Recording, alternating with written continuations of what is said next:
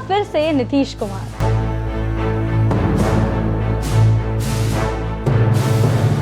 बिहार का पूरा चुनाव संपन्न हो चुका है और एनडीए ने अप्रत्याशित जीत हासिल कर ली है।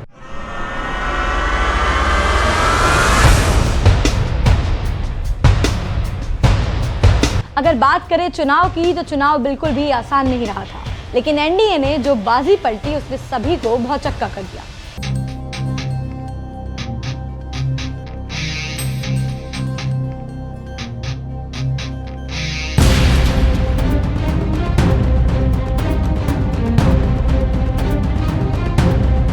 एग्जिट पोल तो कह रहे थे कि एनडीए आएगी, लेकिन कोई ये नहीं कह पा रहा था कि एनडीए इस बार के चुनाव में 200 सीटों से ज्यादा लेकर आएगी। लेकिन ऐसा कमाल हो चुका है, अब एनडीए तो यही कह रही होगी कि शानदार, जबरदस्त, जिंदाबाद। यहाँ जीत सिर्फ जीत नहीं है, यहाँ बिहार के नेताओं के लिए चुनौती भी है।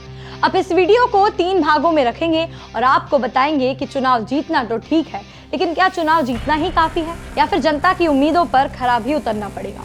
तो पहला पॉइंट है, कैसे हुई एनडीए की इतनी बड़ी जीत, और दूसरे हिस्से में आपको बताएंगे कि क्यों हुई आरजेडी या फिर महागठबंधन की इतनी बड़ी दुर्दशा। अब बात करें एनडीए की, तो एनडीए के चुनाव जीतने के कई कारण हैं। पहला कारण, एनडीए का चुनाव लड़ने का तरीका और उनकी मजबूत गठबंधन रणनीति।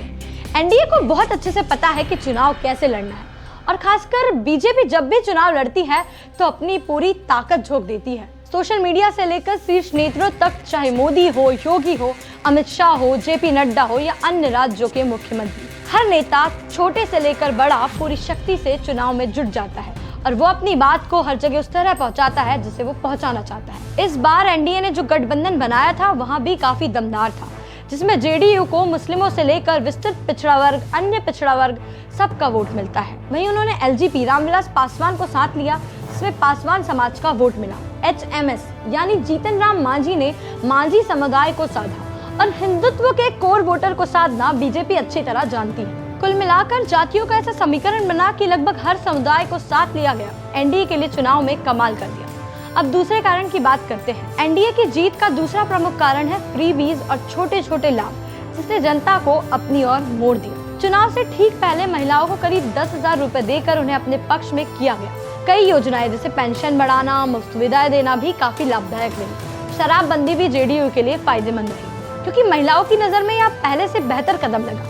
हाँ, शराब वहाँ अभी भी मिलती है, लेकिन पहले जैसी स्थिति नहीं रही, जिसके कारण महिलाओं में जेडीयू के प्रति समर्थन बढ़ गया। अगर हम तीसरे कारण की बात करें, तो नीतीश कुमार भले ही 20 साल से मुख्यमंत्री हैं और भले ही जनता उन्हें बेहद पसंद ना भी करे, लेकिन विरोध भी नहीं करती। इतने साल मुख्यमंत्री रहने के बाद भी उनके खिलाफ नाराजगी उतनी नहीं थी, और साथ ही जनता के पास विकल्प कम थे। एनडीए की कैंपेनिंग बेहद जबरदस्त थी, खास करके जंगल राज लौट आएगा वाले नैरेटिव को लोगों ने माना। यहाँ मुद्दा कई लोगों के मन में असर कर गया। एक और बात, इस चुनाव में पीके की पार्टी ने जो नुकसान पहुँचाया वह ज्यादा आरजेडी को पहुँचा। एनडीए को उतना नुकसान नहीं हुआ, क्योंकि इस चुनाव में बाहरी मजदूर वर्ग वो सीधे एनडीए के खाते में गया, ना कि महागठबंधन या जनस्वराज के खाते में। प्रशांत किशोर ने सोशल मीडिया पर नाम तो बनाया, लेकिन लोगों को पोलिंग बूथ तक पहुंचाने में विफल रह गए। चलिए अब हम बात कर लेते हैं आरजेडी या महागठबंधन की दुर्दशा के बारे में। सबसे पहले यहाँ जान लेते हैं कि किसे कितनी सीटें मिली। एनडीए को 202 सीटें, बीजेपी को 98, जेडीयू को 85, एलजेपी को 19, एचएमएस को 5, आरएलएम को 4। महागठबंधन में 35 सीटें आई हैं, आरजेडी को 25, कांग्रेस को 6 और अन्य को सिर्फ 4 सीटें।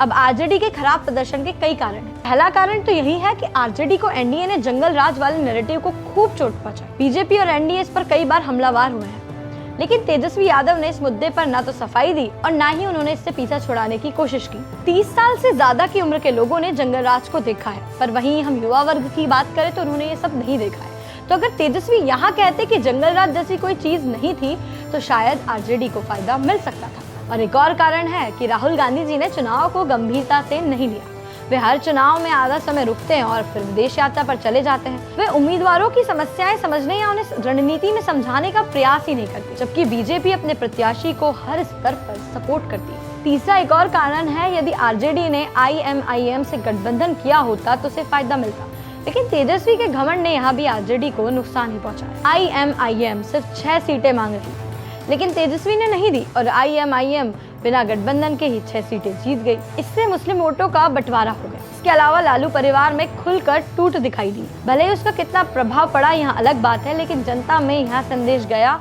कि जो अपने भाई का नहीं हो रहा, वहाँ जनता का क्या होगा। तेज प्रताप ने खुलकर आरजेडी के खिलाफ अपनी पार्टी उतार दी। ये कुछ बातें थी जो महागठबंधन के पक्ष में रही। चलिए अब तीसरे हिस्से में बात करते हैं जनस्वराज की। यह चुनाव भले ही जनस्वराज के लिए पहला चुनाव था, पर यह चुनाव उनके लिए बेहद कठिन चुनाव था। उनके प्रयासों को टीएफसी मीडिया सलाम करती है। वे एक बदलाव की भावना से आए थे, जिसमें वो इस बार तो असफल हुए। यहाँ तक कि 2025 के चुनाव में उन्हें एक भी सीट नहीं मिली, लेकिन इसका मतलब ये नहीं कि उनके प्रयास व्यर्थ गए। सच तो ये है कि जनस्वराज ने बिहार की मिट्टी में बदलाव की नई सोच बोई है। जनस्वराज ने गांव-गांव जाकर लोगों की समस्याएं सुनी है, शिक्षा, स्वास्थ्य, बेरोजगारी और भ्रष्टाचार पर खुलकर बात की। उन्होंने बिहार की राजनीति में पहली बार यह संदेश दिया है कि सत्ता से ज्यादा जरूरी है जनता की आवाज को मंच देना। जनस्वराज की कोशिश सिर्फ चुनाव जीतने की नहीं थी, बल्कि लोगों के भीतर जागरूकता जगाने की थी, और इसमें वे सफल भी हुए। भले ही चुनाव परिणामों के लिहाज से यहाँ बेहद खराब रहा, लेकिन यहाँ चुनाव एक बदलाव की शुरुआत है। पर यह चुनाव एक संकेत था कि जनता अब विकास, पारदर्शिता और ईमानदार राजनीति की उम्मीद रखने लगी है। जनस्वराज ने हार नहीं मानी, उन्होंने बिहार में परिवर्तन की नींव रख दी है, और यही उनकी सबसे बड़ी जीत है। और हम उम्मीद करते हैं कि वो सरकार को मजबूर करेंगे कि वो अच्छा काम करे। अब आखिरी बात, एनडीए चुनाव तो जीत गई, लेकिन उनकी भी जिम्मेदारी बनती है कि अगले 5 साल में बिहार की मूल समस्याओं को हल करेंगे। सिर्फ छोटी छोटी योजनाओं से काम नहीं चलेगा, बिहार को बदलना पड़ेगा। सबसे बड़ी समस्या है बेरोजगारी और पलायन। इंडस्ट्री लगानी पड़ेगी, केवल बोलने से काम नहीं चलेगा। यहाँ जनमत बिहार को बदलने का है, और नीतीश जी को अब 4 गुना मेहनत करनी चाहिए। फ्री बीज से काम नहीं चलेगा। अब एनडीए के लिए समय और चुनौती दोनों कठिन होने वाले हैं। उन्हें बड़ा विकास करना ही पड़ेगा, जो अभी तक नहीं हो पाया है। तो ये वीडियो एक विश्लेषण वीडियो है, जिसमें हमने कमी, अच्छाई सबको कवर करने की कोशिश की। बाकी आप लोग बताइए, आपको क्या लगता है, क्या बिहार बदलेगा या अभी भी बिहार वैसा ही रहेगा जैसा था? तो चलिए आप लोग कमेंट करके बताइए कि आप किस पार्टी को सपोर्ट करते हैं।